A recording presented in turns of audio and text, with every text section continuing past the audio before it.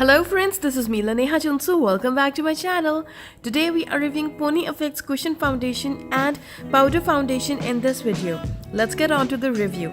So firstly, we will review Pony Effect Everlasting Cushion Foundation Refill in Fair.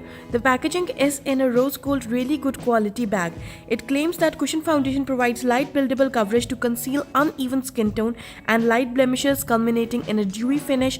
SPF 50+, PA+++, provides maximum sun protection. Okay, so the refill is completely plastic. Unfortunately, I have bought the wrong shade, so bear with me in this video.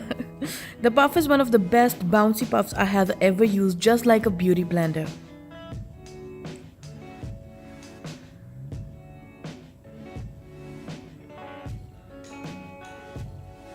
It has a makeup scent.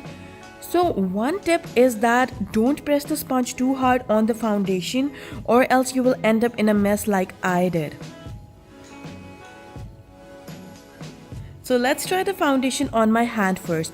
Apart from being too white, it did spread well on my skin with a dewy finish. The coverage is buildable. Apparently it is made for dry skin as it gives dewy finish. The reason I bought refill was that I was not sure about my shade, and thank God I just bought the refill. On the face again, it does spreads well and feels lightweight. The best part is that it has SPF. Now, sorry for making you guys see this, but yeah, that's a review. Deal with it.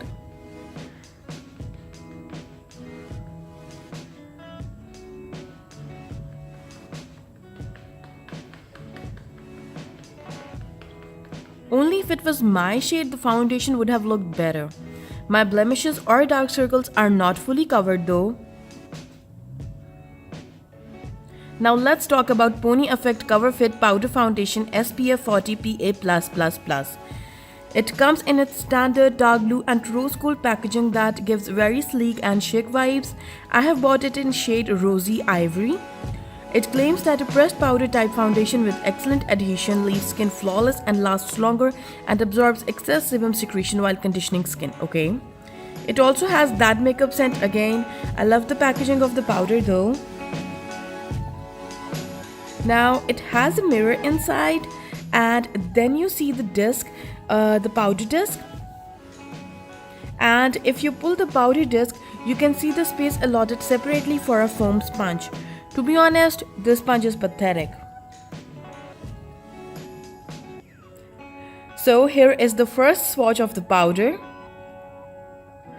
Now if you guys can see properly, it has kind of blurred my skin.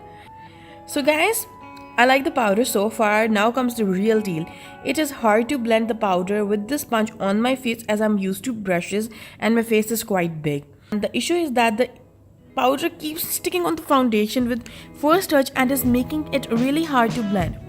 Now here I have bronzed my face a bit, but still looking like a cartoon, unfortunately. So apart from the shade match, the powder and foundation look good for now.